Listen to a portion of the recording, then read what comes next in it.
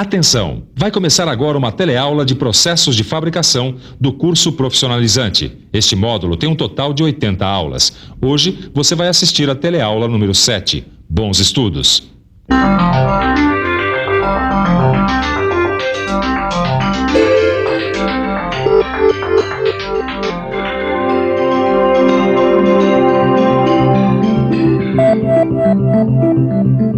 Satélites, naves espaciais, aviões, navios, trens, máquinas agrícolas, computadores,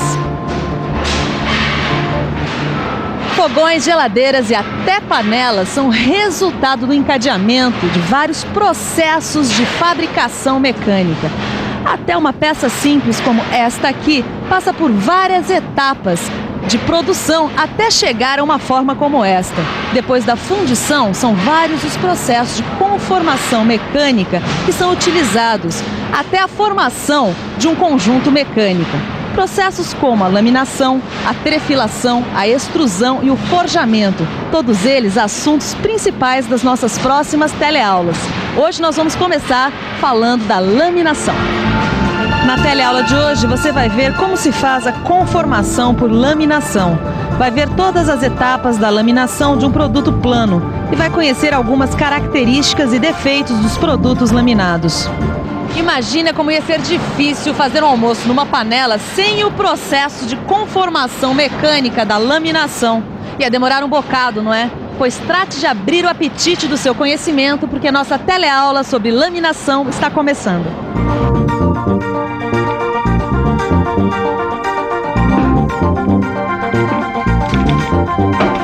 Pronto, Caio. Dá uma olhada como a alça ficou boa agora. Ô, Ananias, minha mãe vai ficar super contente, viu? Ela achou que nem tinha mais conserto. Graças à conformação mecânica, a gente pode fazer uma mudança permanente nas dimensões dos metais. Ixi, se eu falar isso aí pra ela, não vai entender nada. Mas é fácil, viu? Se você martelar um prego como esse aqui, você vai estar aplicando um esforço no material. Esse esforço vai causar uma mudança de forma. Para entender melhor, vamos falar antes sobre as propriedades dos materiais. Ananias, eu nunca entendi direito como é que materiais tão rígidos como o cobre e o aço podem ser comprimidos, puxados ou dobrados, até ficarem com um formato como essa alça aqui, por exemplo. Isso acontece por causa das propriedades mecânicas dos materiais, como a elasticidade e a plasticidade. A elasticidade é a capacidade que o material tem de se deformar se um esforço é aplicado sobre ele e de voltar à forma anterior quando o esforço para de existir. A plasticidade permite que o material se deforme e mantenha essa deformação se for submetido a um esforço de intensidade maior e mais prolongada. As propriedades mecânicas dependem de como os átomos estão agrupados. Materiais com estrutura CFC, ou cúbica de face centrada, estão agrupados de uma forma que permite o deslocamento de camadas de átomos sobre outras camadas. Por isso, uma estrutura dessa se deforma mais facilmente. E quais são os materiais mais fáceis de serem trabalhados por conformação mecânica, Ananias? O cobre e o alumínio. Olha, o alumínio pode ser laminado até espessuras tão finas como a tampa desse copo descartável de água aqui, ó. Parece uma folha de papel. Nesse estágio que eu estou fazendo aqui nessa indústria, eu já aprendi várias coisas. Por exemplo, quando é que eu ia imaginar que uma placa como essa pode ficar tão fina até se transformar em papel alumínio? Para ver como isso acontece, a gente vai ter que falar em conformação por laminação. Olha aí um bom exemplo de conformação. O pasteleiro lá do meu bairro passa a massa entre os dois cilindros e a cada passada ela fica mais comprida e mais fina. Na laminação acontece a mesma coisa. Uma placa de metal é forçada a passar por entre dois cilindros que giram em sentidos opostos com a mesma velocidade. A cada passe de laminação, ou a cada passagem do metal pelos cilindros, a espessura vai ficando cada vez mais fina. Quando passa pelo cilindro, o material sofre uma deformação plástica. Por isso a gente tem que ficar por dentro.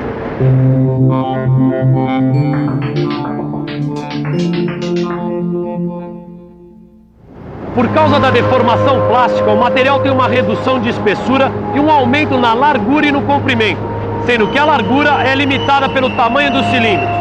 Assim, uma placa de 22 centímetros de espessura pode se transformar numa lâmina de 6 milímetros de espessura e quase 350 metros de comprimento.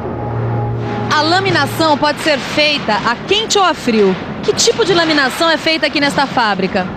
A laminação a frio, porque o alumínio é um metal de fácil conformação em temperatura ambiente. Já a laminação a quente é feita quando se necessita de grandes reduções de espessura.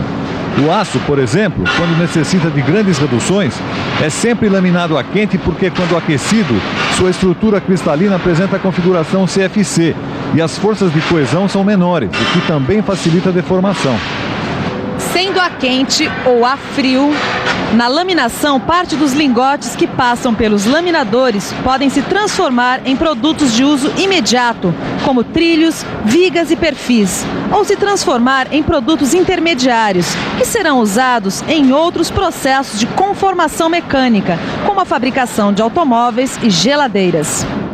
Como é o nome da máquina que faz a laminação, hein? Bom, o nome da máquina é laminador, mas a pergunta que vai ajudar a gente a entender o que é a laminação é: o que é o setor de laminação?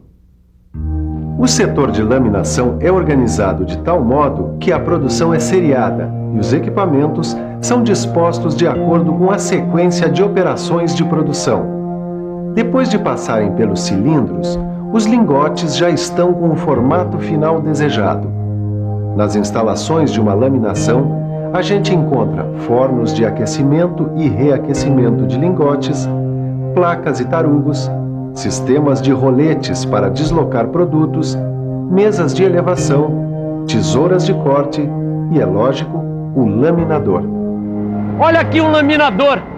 Ele é formado por uma cadeira, que é a estrutura do laminador, e por uma gaiola, que é a estrutura que sustenta os cilindros. Uma coisa que eu aprendi é que os cilindros são as peças-chave dos laminadores, porque são eles que vão aplicar os esforços para deformar o metal. Dá uma olhada aqui, ó. Foi onde eu aprendi tudo sobre cilindros. Os cilindros podem ser fabricados em ferro fundido ou aço especial. Podem ser lisos para a produção de placas e chapas ou com canais para a produção de perfis. Os laminadores podem ser montados isoladamente, como este aqui, ou em grupo. Um grupo de laminadores, o pessoal dá o nome de trem de laminação. O trem de laminação, ele trabalha junto com equipamentos auxiliares e a sua denominação depende do número de cilindros que ele possui. Bom, mas eu acho que agora, para a gente entender esse trem direito, a gente vai ter que pensar um pouco. Vamos pensar um pouco. Deixa eu ver. Este aqui é o duo, composto por 2 cilindros do mesmo diâmetro que giram em sentidos opostos e na mesma velocidade. Este aqui é o trio. São 3 cilindros dispostos uns sobre os outros. Na primeira vez, o material passa entre o cilindro inferior e o médio e, quando retorna, passa entre o cilindro médio e o superior. Aqui, a gente vê o quádruo, que apresenta 4 cilindros, 2 internos de trabalho e 2 externos de apoio. E agora, o universal, que tem 4 cilindros combinados, 2 horizontais e 2 verticais. É o mais usado na fabricação de trilhos. E, finalmente, o Sennheimer, que tem 6 cilindros, 2 de trabalho e 4 de apoio. A massa do pastel passa várias vezes pela máquina. A mesma coisa acontece com o metal, que passa várias vezes pelo laminador, para que a chapa ou o perfil fiquem com a espessura ou formato desejados. A gente consegue primeiro a laminação de desbaste, que tem a função de transformar os lingotes de metal em produtos semi-acabados, como blocos, placas e tarugos. Depois, esses produtos passam pelos laminadores acabadores e são transformados em produtos acabados. O processo de laminação tem várias etapas. Agora vamos ver as várias coisas que acontecem quando a gente está laminando um produto plano.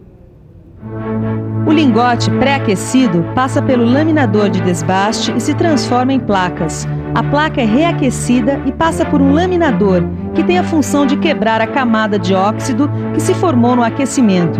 Nessa operação, entra em ação o jato de água de alta pressão na saída dessa primeira cadeira. Transportadores roletes levam a placa a um outro laminador, que diminui a espessura e aumenta a largura. Na saída, a chapa passa por um dispositivo que achata suas bordas e por uma tesoura de corte a quente. Finalmente, a placa chega num conjunto de laminadores acabadores que pode ser formado por 6 laminadores quadros. Agora, ela sofre reduções sucessivas até atingir a espessura desejada. Depois, a chapa é enrolada em bobina por meio de bobinadeiras. Poxa, Ananias, então deve demorar bastante para uma placa ficar fininha como essa tampa aqui, né? Não, todo o processo é rápido. Só que para conseguir espessuras menores, a laminação de um produto plano continua frio. A laminação a frio, ela garante um melhor acabamento e uma maior precisão dimensional. E a laminação pode ser usada então com alumínio, borracha, cobre E com papel. Por isso que a tampa desse copo aqui, ó, é tão fininha. Mas agora a gente precisa ver algumas características e defeitos dos produtos laminados. Ué, como assim defeitos? Então, vamos com calma. Primeiro, algumas características. Estes produtos estão sempre em barras, perfis ou chapas, e seu comprimento é sempre maior que a largura. Eles são muito usados tanto na construção civil quanto na indústria mecânica para a produção em série de grandes quantidades de peças. Os produtos laminados apresentam defeitos que geralmente são causados durante a fabricação da própria placa. Agora vamos ver os defeitos mais comuns. Os vazios podem ter origem nos rechupes ou nos gases retidos durante a solidificação da placa. Além de defeitos na superfície, a resistência do produto fica comprometida. As gotas frias, que são respingos de metal que se solidificam nas paredes da lingoteira durante o vazamento, se juntam à placa e provocam defeitos na superfície. As trincas que aparecem na placa ou durante a operação de redução em temperaturas inadequadas. As dobras, que acontecem por causa de reduções excessivas em que um excesso de massa metálica ultrapassa os limites do canal e sofre recalque no passe seguinte. As inclusões, que são partículas resultantes da combinação de elementos presentes na composição química da placa ou do desgaste de refratário. E as segregações, que acontecem pela concentração de alguns elementos nas partes mais quentes da placa, que são as últimas a se solidificarem. Elas ocasionam a fragilização do material. Além disso, o produto pode ficar empenado, retorcido e fora de seção, por causa de deficiências no equipamento e da variação de temperatura durante a laminação. Agora, para você não ficar empenado, retorcido nem fora de seção por causa da teleaula de hoje, fique de olho porque é hora da revisão. E atenção, se liga aí que é hora da revisão. Na teleaula de hoje, você relembrou algumas propriedades dos materiais como a elasticidade e a plasticidade. Viu como é feita a conformação por laminação. Conheceu todas as etapas da laminação de um produto plano. E, finalmente, conheceu algumas características e defeitos dos produtos laminados. Nossa teleaula está chegando ao fim. Que tal você dar agora uma boa revisada no seu livro de estudos? E quando você for a uma pastelaria da próxima vez, preste atenção na laminação da massa. E aproveite para tomar uma garapa, que é uma delícia, né? Bons estudos e até a próxima teleaula.